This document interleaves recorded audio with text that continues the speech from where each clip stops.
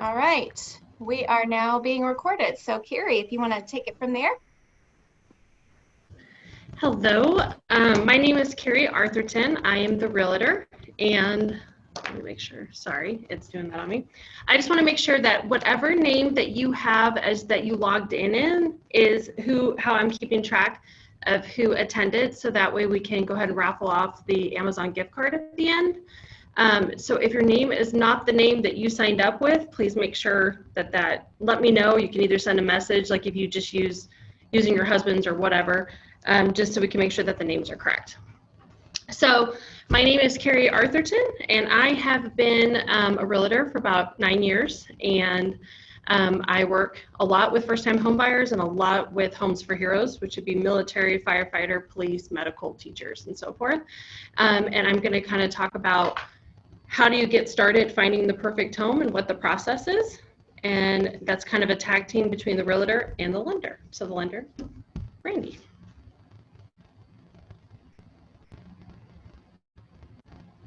Oh. Do you want to go ahead and introduce yourself, Randy? Yeah, sure. So I'm Brandy Jones. I'm with Union Home Mortgage. We're located here on the west side of Indianapolis, but I do loans all over the state of Indiana. I have been with Union Home Mortgage for over 6 years, and we've helped over 470 families since coming to Union Home Mortgage. And I work with a lot of first-time buyers. We have a lot of first-time buyer programs. I help people with credit repair issues, and then of course help people who aren't credit repair issues either. So yeah, that's a little bit about me, and would love to work with you and help you get into a home if you're not already, or get into your next home.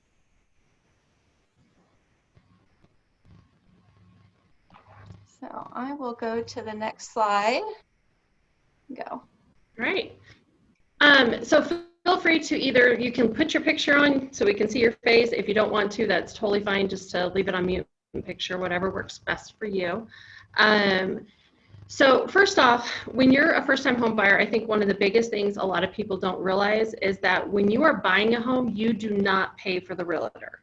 The realtor is paid for by the sellers. The sellers pay for the listing agent side and the buyer's agent side. So to receive the help of a realtor does not cost you any additional money, but our job, we are paid obviously, but not by you.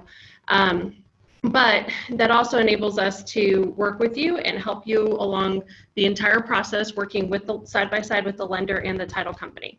So some of the benefits of having home ownership is obviously tax benefits. You have the write-off and other incentives that they have for homeowners. Also, it's a long-term investment. If the market changes, you'll have some equity in there that will enable you to pull it out when you sell and maybe utilize it to purchase something else in the future. But it also isn't giving money to someone else. It helps you build some equity. And obviously personalization, because you can do whatever you want. It's your house. Obviously, if you're in an HOA, there are some rules, but obviously the house can pretty much be what you want it to be. Okay, so the home buying process. The very first part that you'll want to do is get with Brandy and figure out how much you are approved for. And sometimes that's not even what you're approved for, it's what your comfort level is. So a lot of times we'll work backwards. What are you comfortable with as a mortgage? And a lot of people will say whatever they're paying rent currently or very close to that they're comfortable with. And then you would work with Brandy is to figuring how much of a home is that? Is that a $200,000 house? Is that a $300,000? What is that? Once I have that number and I know what your comfort range is, not even what you're approved for what number you are comfortable with, then I will put you on an auto feed and it will send you homes the moment a property hits the market. It will send you the home immediately. So if you go on realtor.com, Trulia, Zillow, all of those search engines, they have a lag time. All the homes are put into my board and then they are fed out to them, but usually they're a couple days behind. So I will have people go, hey, I saw this on realtor.com. It's pending. So getting put on a feed straight from my board will really help, because the moment an agent puts it in, you will get an email immediately that says, hey, this one hit your criteria, and then you would give me a call. Because once you have that loan pre-approval, That's the piece of paper I need in order for us to move forward and look at houses and potentially put in an offer on a home. So obviously, once we go pending, then I would go to the loan processor, and she would put it through the underwriting, and we'd work together to close the deal out. So obviously, the main thing we want to do is just make sure that we get you approved and on a feed. Home buying process. So this is pretty much the 10 steps to getting you to closing. So pretty close to what we were just talking about. You're going to get pre-approved. We're going to find you a home, which is 2 and 3. We make an offer. Offer gets accepted. Then once the offer is accepted, we'll do inspections and appraisal. Appraisal is through your lender, and she'll talk more about that to make sure that the home appraises for the value of what we offered. And then all the paperwork, and we'd get to the closing table. The main thing on there is inspections. Realtors will guide you through the inspection. Every step along the way, you will get emails and notifications and calls from Brandy and I as to what the next step is. Sometimes it seems like a lot, but we'll be like, okay, we just got an accepted offer. Our next step is inspection, and we'll go over and we'll give you inspectors and so forth. So to make it as seamless as we possibly can.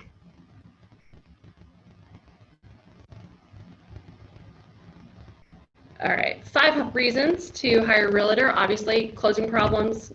Our goal is to always get you to that closing table one way, just to work through with the other side on different things, especially inspection responses, if an appraisal doesn't meet any of the paperwork, and then just making sure that you're not overpaying for a property that you shouldn't be paying for. And also, I think the biggest thing is repair requests. Our biggest thing back and forth a lot is after inspection is just trying to come up with an agreement with the other side, negotiating.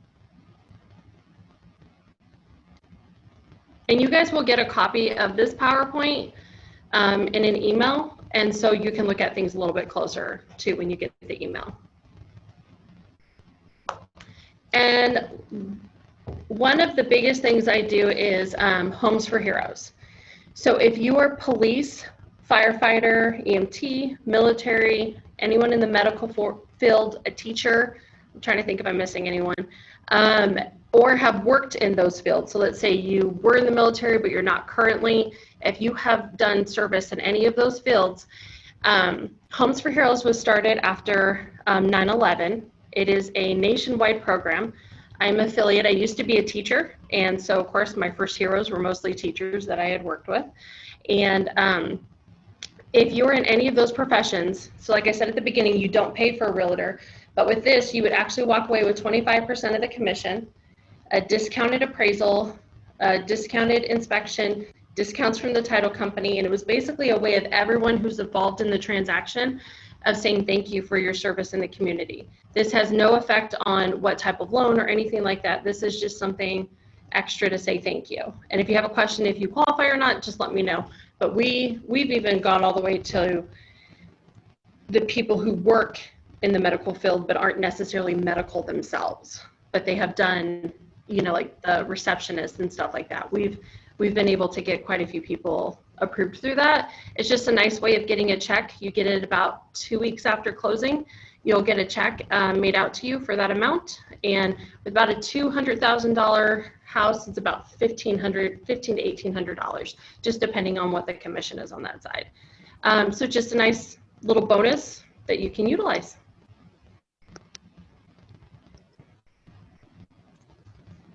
Okay, so it's my turn. Now I get to talk about the mortgage side of things.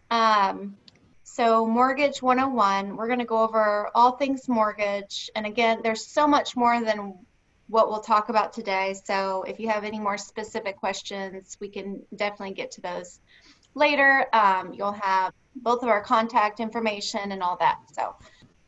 So first, the 4 main areas that we look at when determining what type of mortgage you qualify for are income, the property itself, assets, and credit.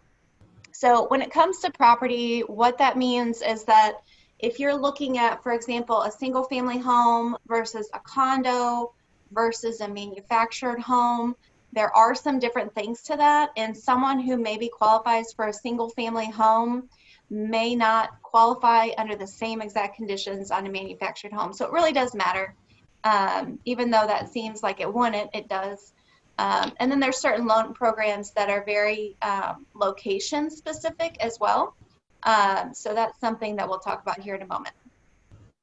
So when it comes to income, what qualifies as income and why does it matter? The main two sources of income for most people that I talk to are salary or hourly, but there are plenty other income types that we can use to qualify, including the ones on the right. So commissions, bonus income, investment income, pensions, Social Security, and self-employment. So, and also things like disability income, anything like that. So now this, I'm not going to go into all of this, but this is a list of all the different types of income according to the IRS. A lot of these on the right-hand side that you'll see are very small amounts of income. So they usually don't amount to much as far as what you would need or be able to use to qualify. And there's different ways that we do qualify income. So keep in mind that the main thing, not only do you need to have income, but you also need to have work history. So ideally you want to have at least 2 years work history. I do get a lot of questions. Sometimes people think that that 2 years has to be at the same job, but it does not. Really, that just means that you can't have gone from being unemployed for the last 2 years and then you're going to start a job full-time tomorrow and we can use that income. We probably won't be able to. Unless there's something you could use, such as if you were a full-time student and you graduated with a degree, we could do that most likely, and we can have some job gaps within that 2-year work history. But again, ideally, 2 years full work history is the most ideal situation. So what does it mean for you specifically in regards to the documentation that we need to get? So it really is important. Most of the time people come to me and right off the bat they say, what documentation are you going to need from me?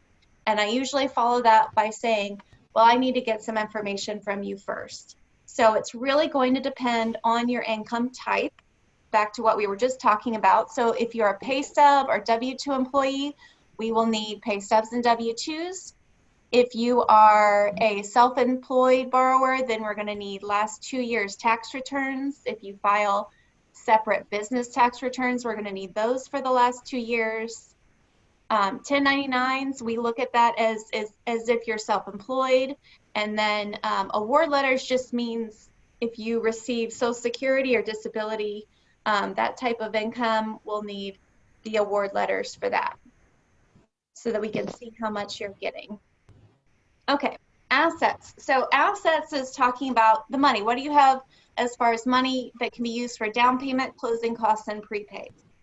So even if you qualify for a down payment assistance program, even if there's 0% down payment with a loan program that you qualify, and let's say in this ideal situation, even if you get the seller to pay for all the closing costs, know that you're still going to need probably at least $2,000 off the gate to get under contract. So that is for earnest money. And Keri, I always direct people straight to Keri on that piece. That is something that's discussed when you write up the offer letter. But you know, I tell people at least probably $1,000, but that's again a Keri question. And then you'll need to prepay for your appraisal fee, and then you have inspection fees. So again, definitely And need to have at least. Standard is 1%. The standard is 1%. Okay. So 1% of the purchase price. So on a $100,000 home would be $1,000. Gotcha. Yeah. See, this is why it's a Keri question, because I'm always like, talk to Keri about that. But that's where you need to have some money, you know, kind of ready to go. Now you can get gifts for that, so that those amounts can be basically gifted to you from a eligible relative or eligible donor, we call it sometimes, but just be prepared for that. So when it comes to down payment, closing costs, and prepaids, the acceptable sources are, of course, bank accounts, investments. If you are relocating, the employer paying those relocation costs, that will work, and then gifts from a relative or eligible donor. So If you're in a situation where you might be receiving a gift, that's something to definitely talk to me about, and we can make sure that they are on the eligible list. So that's typically like parents, aunts, uncles, siblings, your own children, that sort of thing. Unacceptable sources would be cash. So cash can be deposited into your bank account, but the easiest way to deal with cash is to let it, what we call season. So let it sit in your bank account for a couple months first, let it season. Untraceable sources, of course, and then gifts from unacceptable donors. So a lot of times it's really hard to get, just a friend of yours or a random coworker, if they give you some money to use for down payment, that can be pretty hard to be able to use. So, all right, credit. So when it comes to credit, obviously there are, you're in the most ideal situation if you're at good or above. So 700 and above is the most ideal. But there are loan types, actually all the loan types technically go down to the 600s, the lower 600s, and we'll get to that in a second. But you're in the best situation, though, the higher you go. Part of that is because your interest rate gets better with the higher your credit score, meaning you'll pay less per month with your monthly payment. So when it comes to the credit breakdown, now it's a little bit different. We do look at TransUnion, Equifax, and Experian. We pull all three bureaus, and then we're going to use the middle score to qualify you for everything. So let's say you have, one score that's in the 500s, but the other two are in the high 600s. You're going to be fine because we're going to throw out the 500 score. So, and then this just kind of goes over the breakdown on credit. So, of course, the biggest thing here is payment history, making sure you don't have any late payments, nothing that's gone over 30 days. That's the main thing to look out for. Make sure that even if it's late, it's paid within 30 days of the due date. That way it doesn't get reported. Amounts owed, new credit lines, length of credit history, and then your credit mix. So that means, do you have, revolving accounts, installment accounts, and then, maybe education loans, or do you just have one revolving card? You want to have a nice mix, and of course not have everything maxed out and brand new. So any specific questions on that, we can always talk. Everyone's credit profile is different. So every conversation when it comes to credit and your credit report and your credit score is always tailored to you. So preparing your credit, I think the main thing here is to know that you should definitely be pulling your credit right at the beginning. Even if you think it might be 6 months, a year, 2 years out, but you want to get yourself prepared, I always tell people, well, then let's go ahead and pull it now, take a look, see where we are, get a baseline, and then I can give you some advice so that we can maximize and optimize your credit score by the time you're ready to purchase. So you don't want to say, okay, my lease is up in August, but I have no idea what my credit score is right now, and I'll just wait until July to pull my credit. That's not a great idea because then we may be 30 days out and then we have these things we have to work on, and now you don't have enough time, and now you're signing an extension. So, all right, preparing your credit. So when it comes to purchasing a home, of course, you need to be kind of smart with how you use your funds. So if you know that you want to buy a TV or you want to make these large purchases, okay, that's fine. But it's probably best to wait, or at least talk with me, your loan officer, and make sure you know exactly how much money you may need out of pocket to purchase the home for down payment and closing costs beforehand, so that you don't dip into that. So if you want to buy that $4,000 TV, okay, sure, but let's wait. Let's get the home purchase done first. And then if you're also in a situation where you're preparing your credit, then that's a great conversation to have with me also, because then we can decide, what are we going to do with your funds? Do we want to throw $2,000 or $3,000 towards paying off some debt? Or do we want to save that back? We think your credit score is fine. We don't want to pay that off. We're just going to hold tight and save those funds back for down payment. So it's different for everybody.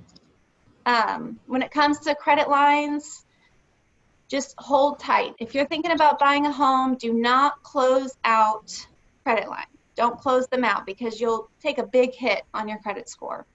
And then the thing with opening new lines of credit, again, before you get into a mortgage, the main problem, even if you can afford it, even if you could pay the debt off right now, and you're under contract to purchase a home, you're closing in 2 weeks, the problem isn't necessarily the new debt.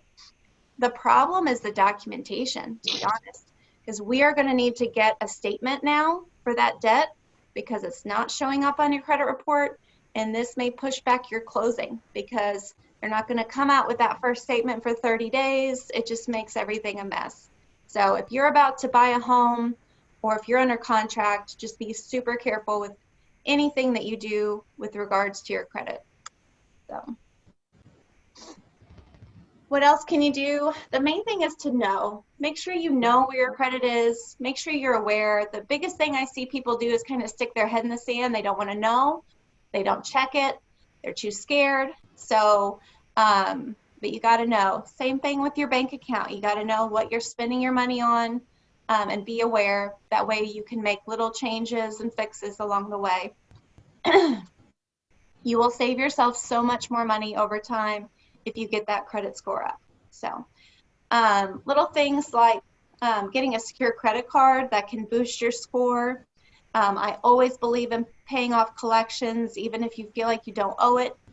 You know, 99 times out of 100, you're going to have to just pay it off, even if that collection you don't feel was right. So just pay it off. You'll save yourself thousands of dollars in the long run by getting your score better. So again, 30-day lates, don't have those. And you can get your annual credit report also to check on things, your free credit report once a year. So this just goes over ways to lower your monthly payments, just some different ideas. If you're looking at budgeting, if you ever want to talk about that, I'm always happy to do that. And just goes over some things to think about, maybe some ways to save some money back. So types of mortgages. So real quick, these are just your main types. There's, of course, more fixed versus adjustable. The most common mortgage is a fixed rate mortgage. The adjustable, just like it sounds, it's going to adjust. It has some parameters around it, but it can go up so much at certain time periods. So it's either every 6 months, every year, and it can go up so much. So not ideal. There are also some buy down programs, 2-1 buy downs, 3-2-1 buy downs you might hear about. Now those programs are good. Those are just going to lower your rate either over the first 2 years or first 3 years. Those are great programs. So terms, they're usually the most common is a 30-year mortgage. You can do anything in between. 10, 15, 20 are also very common terms. So the most standard mortgage is a conventional mortgage. It's a little bit harder to get. And then you have your governments, so FHA, VA, USDA, and jumbo is for anything that goes over that conventional loan limit. So the conventional loan limit right now is about $766,000. So anything above that, you can. A little bit more on conventional. So again, this is kind of your standard loan, a little bit less restrictive on the property itself, but it is a little bit harder to qualify for. It just needs a little bit higher credit score. The conventional loan does, this is where you might have heard 20% down, 20% down. That just means that if you put 20% down on a conventional loan, you don't have monthly mortgage insurance calculated into your monthly payment. So anything between 3% down and 20% down will have that included. It ranges typically from, let's say, $30 a month to, you know, as much as $250 a month for lower credit scores and lower down payments. So the government programs, so a little bit deeper dive into those. So FHA, you've probably heard a lot about, a little bit more lenient with credit scores. 3.5% down payment. They did drop the mortgage insurance premium on these, so the payments got a little bit lower over the last year, which is great. VA and USDA are both 0% down loans. VA is a fantastic loan, no mortgage insurance, no down payment, low cost mortgage for our veterans. And then USDA, also a solid loan program backed by the government. It is only for rural areas. So a fantastic loan, but you do have to be purchasing in certain locations. And lastly, if you're interested, I do have an app. Now, this can connect you with both Keri and I. You can apply right on the app. You can calculate monthly mortgage payments as you start to look at properties, if you feel comfortable with that. You can upload documents. And then once you get under contract, you can see the progress of your file as it moves along. You can look at your appraisal. It's fantastic. So if you're interested in that, please let me know, let us know, and we can get you connected with that. And I can also send you some little tips on how to use it. So that's it. Thank you so much.